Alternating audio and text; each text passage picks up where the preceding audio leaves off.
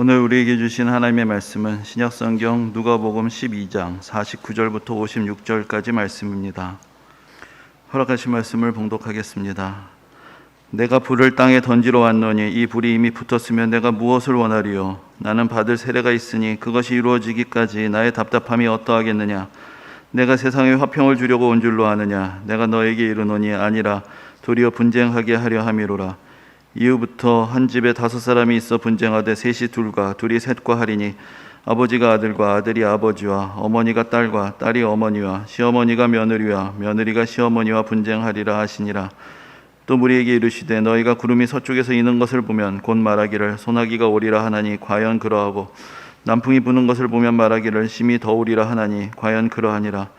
외식하는 자여 너희가 천지의 기상은 분간할 줄 알면서 어찌 시대는 분간하지 못하느냐. 아멘. 오늘은 우리 교회의 46번째 생일을 기념하는 주일입니다. 지난주에 워낙 많은 비를 겪었던 터에 또 이번 주말에도 또 비가 많이 온다라는 그런 예보가 있어서 잠깐 걱정을 하긴 했는데, 그래도 하나님께서 또 우리의 마음을 아시고 비를 먹게 하셔서 이렇게 또 맑은 하늘 안에서 예배를 드릴 수 있게 하신 것도 다 하나님의 은혜라고 생각이 됩니다. 이 46년이라는 숫자는 그렇게 우리에게 어떤 의미 있게 다가오지는 않는 것 같습니다. 우리가 대개는 보통 50, 60 숫자를 맞춰서 이제 기념을 하긴 하는데, 하지만 그것도 생각해 보면은 인간들이 그저 우리가 십진법이라는 숫자의 틀에 익숙하기 때문에 우리가 스스로 정한 그러한 틀이 될 것입니다. 해마다 돌아오게 되는 교회의 창립 기념 주일에 우리가 어떤 마음으로 그것을 맞이하느냐, 그것이 오히려 더 중요한 의미와 성찰의 시간들로 우리가 세워가는 계기가 되지 않겠는가 생각을 해봅니다. 우리 모두가 46년의 세월을 이 현대교회 공동체 안에서 함께 신앙생활을 해왔던 것은 아니었습니다. 우리는 각자 다른 시기에 각자 다른 인생의 길에서 또 여러 가지 하나님의 선하신 뜻에 따라 현대교회 공동체의 일원이 되었고, 오늘 이렇게 함께 예배를 드리게 되었습니다. 오늘날 공동체의 의미라는 것은 이전과는 매우 많이 달라지고 있습니다. 더 이상 어떤 맹목적인 소속감을 강조하는 것은 잘 받아들여지지 않습니다. 우리가 같은 장소 또 같은 시간 같은 예배를 드린다는 것이 우리가 같은 신앙의 내용을 획일적으로 받아들이고 있다는 것을 더 이상 의미하지도 않습니다. 신앙에 있어서나 사회적인 의미에 있어서나 개인의 신앙, 개인의 삶이라는 것이 이전보다는 더 중요하게 여겨지는 그런 시대를 살아가고 있고, 또 실제로 우리들 각자도 우리 개인의 삶의 중요성, 우리 개인의 신앙의 중요성을 늘 마음에 두고 살아가고 있습니다. 그렇기 때문에 이제는 개인이 공동체를 위해서 무엇을 할 것인가 보다는 공동체가 각각의 구성원들에게 어떤 의미가 있는지, 어떤 가치를 제시하고 제공할 수 있는지가 더 중요하게 다가오게 됩니다. 그것이 꼭 뭔가 잘못되었다라는 의미는 아닙니다. 결국 우리 모두는 한 사람의 개인으로서 하나님 앞에 서야 하는 것이기 때문입니다. 그리고 그러한 개인의 신앙 고백이 없이 모이는 공동체의 예배라는 것은 어떤 공통의 형식만이 존재할 뿐 그 내용을 제대로 갖출 수 없는 그런 불완전한 예배가 되어버리고 말 것입니다.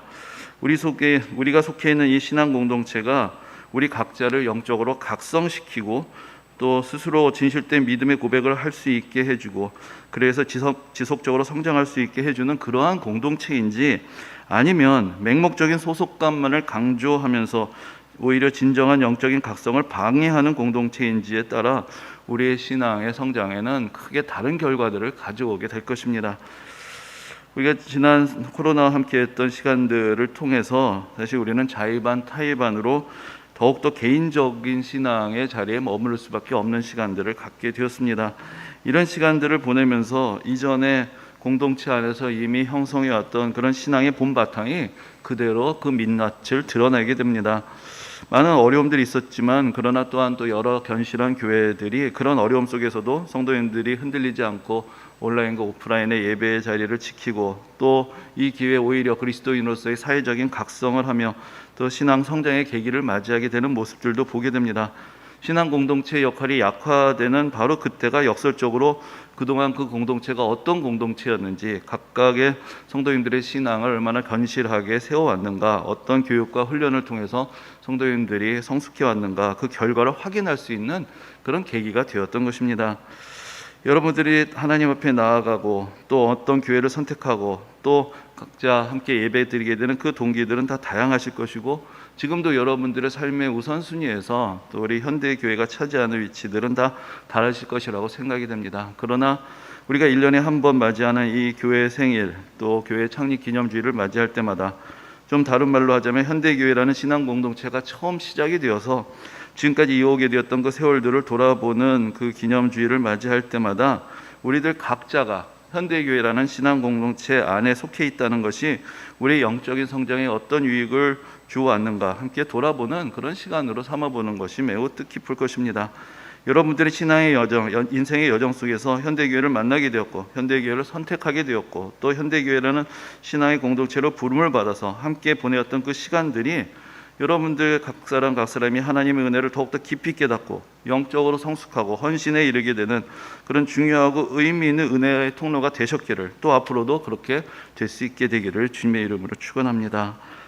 그런데 신앙에서 이 개인과 교회의 관계의 중요성이라는 것은 단지 개인의 성장을 위해서 교회가 어떤 유익을 줄 수 있는가에만 달려있는 것은 아닙니다.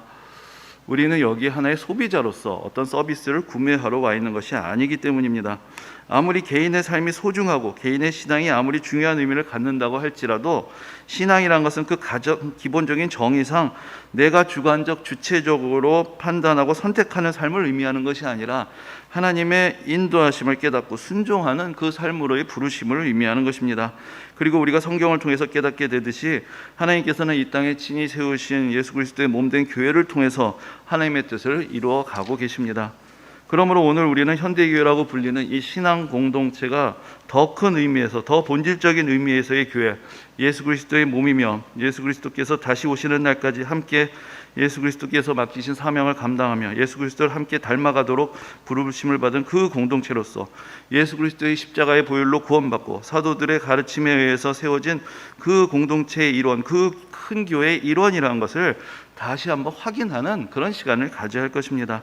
다른 말로 하자면, 한편으로 우리 현대교회가 성도님들 한 사람 한 사람에게 진정으로 행복한 인생을 위해, 영적인 성숙을 위해서 어떤 유익을 주었는지를 점검해 보는 시간이 되는 것도 유익할 것이지만, 또한 그 동시에 우리가 사도신경을 통해서 고백하는 그 거룩한 공교회라고 부르는 이 세상에 연합된 하나의 교회로 존재하는 예수 그리스도의 몸된 그 교회의 일원으로서 우리 스스로, 또 우리 교회가 어떻게 자리매김하고 있는가, 그것을 우리는 또한 점검해 보아야 하는 것입니다. 현대교회의 정체성과 목적은 현재의 구성원인 우리들이 합의하여 정하는 것도 아니고, 현대교회의 역사의 발자취가 우리에게 부여하는 것도 아닙니다. 그것은 하나님의 말씀과 예수 그리스도의 은혜와 성령의 역사하심으로 우리에게 주어지는 것입니다. 아무리 우리 모든 구성원이 한 마음으로 동의를 한다 할지라도, 아무리 우리 교회가 역사적으로 걸어온 길에 합치하는 것이라 할지라도, 그것이 하나님의 말씀에 위배되며 예수 그리스도의 은혜를 증거하지 못하게 되고 성령의 역사가 나타나지 않게 된다면, 우리는 그 공동체를 교회라고 우리 마음대로 부를 수는 없는 것입니다. 지금 새벽에 창세기부터 계속해서 올해 한번 성경을 일독을 해보자라는 그런 목표를 가지고 쭉 아침마다 새벽마다 성경을 먼저 통독을 하고, 그래서 그날의 분량을 읽고 그리고 잠깐 정리하면서 이제 함께 기도 모임을 갖고 있습니다. 그래서 이제 지난 주간, 이번 주간 계속해서 이제 예레미야서를 읽고 있습니다. 창세기부터 지금 여기까지 온 것인데, 그런데 예레미야서 7장에 보면은 하나님께서 예레미야 선지자를 예루살렘 성전으로 보내셔서 이렇게 말씀하게 하십니다. 그곳에 서서 이스라엘 백성들을 향해서 이것이 여호와의 성전이라, 여호와의 성전이라, 여호와의 성전이라 하는 거짓말을 믿지 말라고 그렇게 선포를 하게 하십니다. 분명히 눈에 보이는 성전이 있습니다. 그리고 그 당시에도 그 성전에서 날마다 하나님을 향한 제사가 드려지고 있었습니다. 그러나 하나님께서 기뻐하시는 긍휼의 역사, 정의의 역사, 그 공의의 역사, 의로움의 역사가 그쳤을 때, 그리고 겉으로는 하나님을 섬기고 있지만 그들의 욕망 안에서 끊임없이 우상을 향해서 나가고 있는 그들의 마음을 하나님께서 보실 때, 그곳에는 하나님을 온전하게 섬기는 성전이 없다라고 하나님께서 말씀하셨던 것입니다.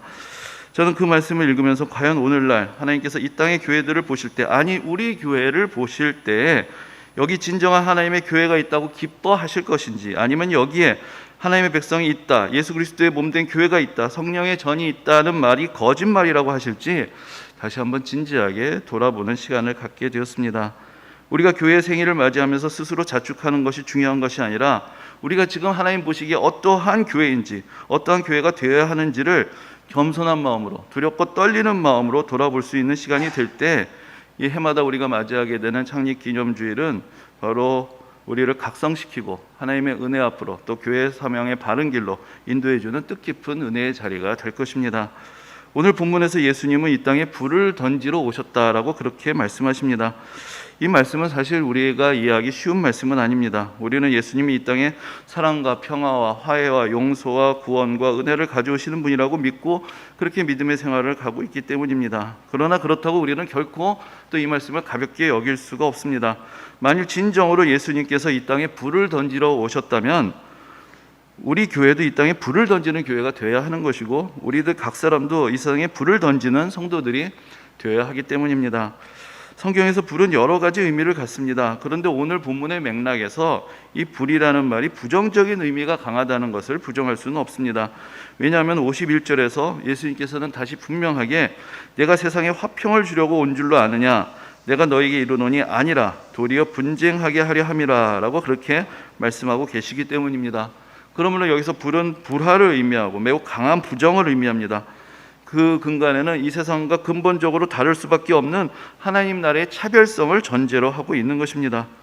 예수님은 근본적으로 우리에게 사랑을 가르쳐 주셨고 또 우리 모두를 용서하시고 구원하시는 분으로 오셨습니다. 그런데 그 예수님의 차별 없는 은혜와 사랑과 구원은 어떤 이들에게는 놀라운 하나님의 은혜의 체험이 되었지만, 그런 어떤 이들에게는 불쾌하고 거북하고 위협적으로 느껴지는 그런 말씀이 되었습니다. 그래서 진정한 은혜에 이르는 과정은 결코 평탄하지 않았고 수많은 불화와 갈등을 내포하는 그런 과정이 되었던 것입니다.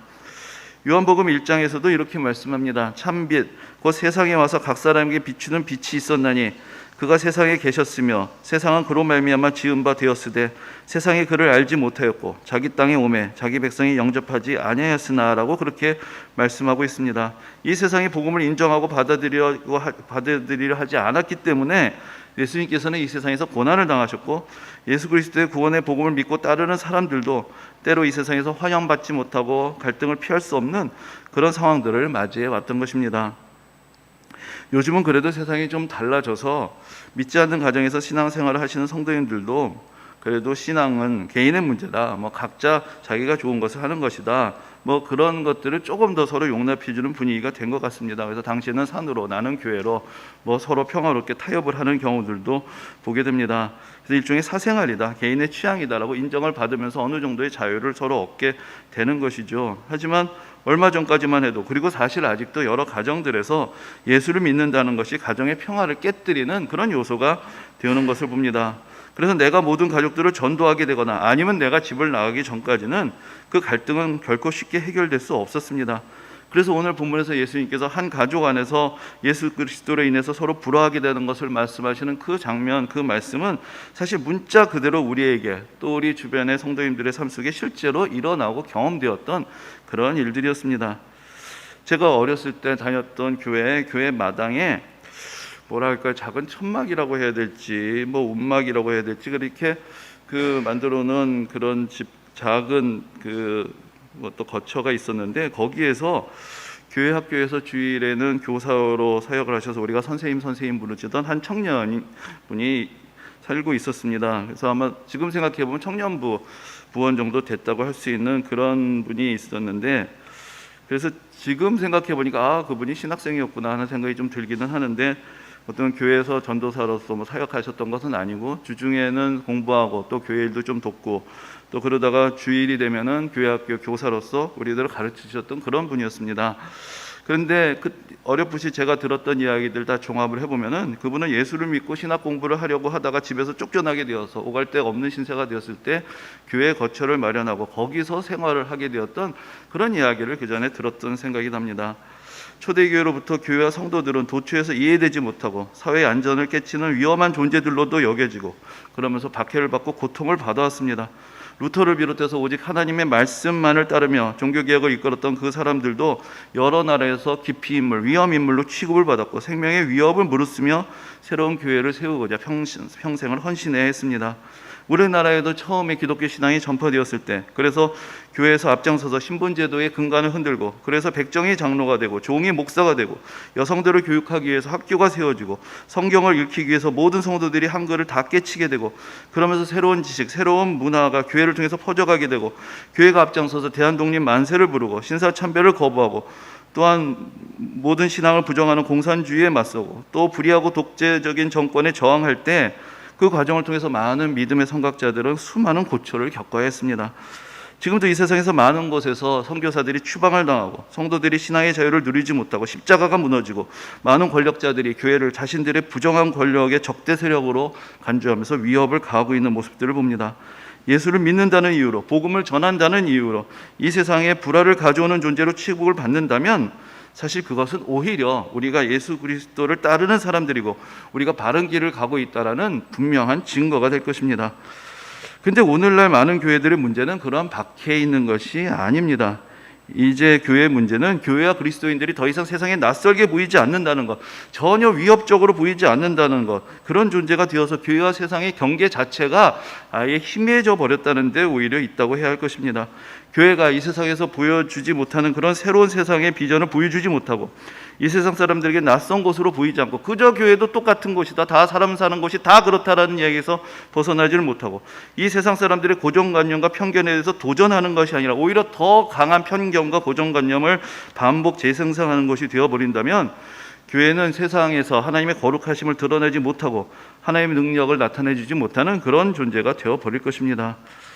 그런데 이와 함께 우리가 조금 더 깊이 생각해 보아야 하는 그러한 종류의 불화도 있습니다. 그것은 우리가 피해자가 되어서 당하는 그런 불화가 아니라 우리가 가해자가 될 수 있는 그런 불화입니다. 여러분들 잘 아시는 탕자의 비유를 다시 한번 생각해 보시면은 거기서 이제 둘째 아들은 아버지께 요구해서 나눠받은 재산을 다 탕진해 버리고 다시 아버지 집으로 돌아옵니다. 아버지는 어떻게 하십니까? 이 아들을 끌어안고 기뻐하며 잔치를 벌입니다. 그런데 이 둘째 아들을 결코 고운 눈으로 볼 수 없는 사람이 있었습니다. 그 사람이 바로 큰아들이었습니다. 아버지가 사랑이 많으시기 때문에, 그래서 아버지가 자기의 친동생을 용서하고 집으로 받아들이시기 때문에 그는 그 동생을 곱지 않은 눈으로 바라보며 아버지의 사랑을 부정하는 사람으로 그 집 한가운데서 살고 있었고, 그러면서 그 집안에서는 아버지 다음으로 중요한 사람으로 존재하고 있었습니다. 이 아들은 스스로 정의로운 사람을 대변한다고 생각합니다. 지금 아버지가 이 아버지의 재산을 말아먹은 이 나쁜 놈을 그대로 받아주는 것은 부당한 것이라고 생각합니다.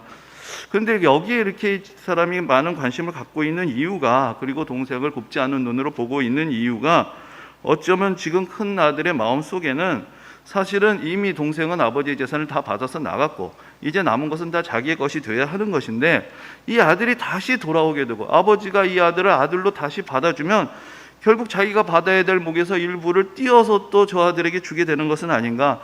그럼 내가 이 집안에서 수고하며 지금 얻어야 되는 당연한 권리가 침해당하고 훼손당하는 것은 아닌가. 그런 염려와 근심이 자기의 동생을 바라보는 그의 시선에 불쾌한 마음을 더해 주었던 것은 아닌가, 그런 생각을 해봅니다. 근데 우리들 스스로가 때로는 불화를 일으키는 사람이 될 수 있지 않은가.